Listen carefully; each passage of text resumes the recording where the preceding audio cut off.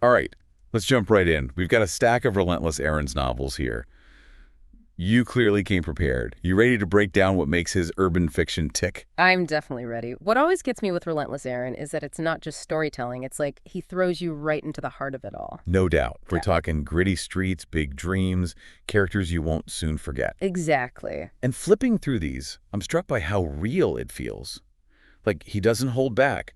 Crime, drama, loyalty, betrayal, it's all there. So how does he take these intense, even dark elements and make it more than just another crime story? It's the way he weaves in these universal themes, right? The stuff that everyone connects with regardless of who they are or where they come from. Like take ambition or the idea of reinventing yourself. Oh, absolutely. I mean, Topless immediately comes to mind.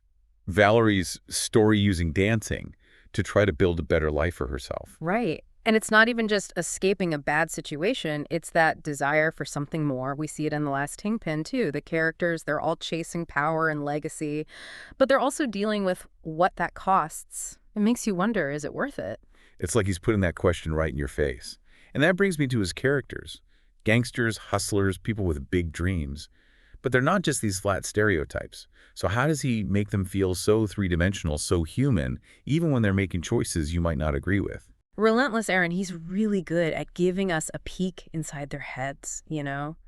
We see the vulnerabilities, those internal struggles. Take Peaches from Topless, for instance. She starts off almost innocent, but the streets, they force her to adapt, to toughen up.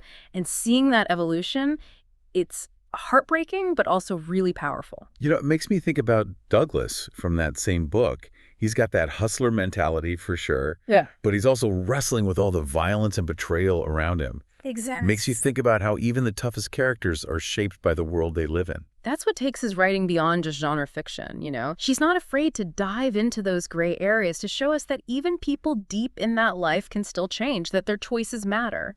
It's like he's peeling back the layers of what it means to be human and saying, hey, life is messy, people are complicated.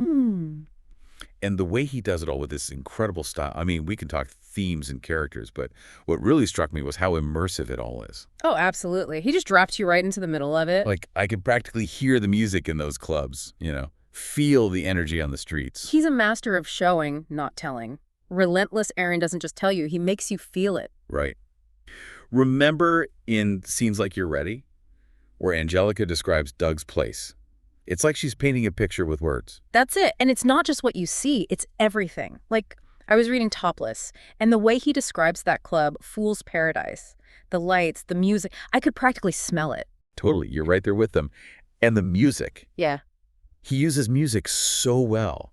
Those little details, mentioning a specific song or artist. Oh, yeah. It's like that music becomes part of their lives, 100%. Such a small thing, but it adds so much. Like in The Last Kingpin, there's that bit about the music Squirrel's listening to in the car, and you find out later who it was, and suddenly it's like this whole other layer to his character. You're right. That part really stuck with me, too. It's like a glimpse into his soul. And it reminds you that these guys, these tough guys, they have other sides to them, too. They're not just one thing. Exactly. It's those little details that make them feel so real. Yeah. And it makes you realize Relentless Aaron, he's not just throwing stuff out there. He's crafting this whole world. Every detail matters. And in this world, his characters, they're not just standing still. They're on these journeys, changing inside and out. That's such a good point. It's not just about their circumstances changing, it's about how they're changing because of them. Like Tucker in The Last Kingpin. He goes from this privileged college kid to, like, thrown into the deep end of this whole other world. Right. Talk about a crash course. He has to adapt or get swallowed up. And then there are the women in these stories. They're not just there in the background. No way. They're going through their own transformations. Like Valerie in Topless, she goes from this small-town girl to this total boss. She's amazing. Her story is all about finding your strength in a world that tries to keep you down. It's like she refuses to be defined by her circumstances. Just incredible. It's like he's using these individual stories to show us something bigger about the city itself. Like the city's alive and always changing. It really comes through in a lot of his stories, that constant evolution. Right, like in Topless, when Gil decides to move his club. Oh, yeah. Big risk, going from Mount Vernon to the Bronx. Huge. But it shows how people have to adapt, Yeah. Even whole communities. Absolutely. You don't adapt, you get left behind. And he doesn't sugarcoat it either. It's like that line from Freeze in The Last Kingpin. Everybody gets outdone one way or another. That was life. Sobering, right? It's real. Makes you realize that even with all the ambition, all the hustle, there's still that harsh reality. There's always another corner. And that honesty, that's what I love about his work.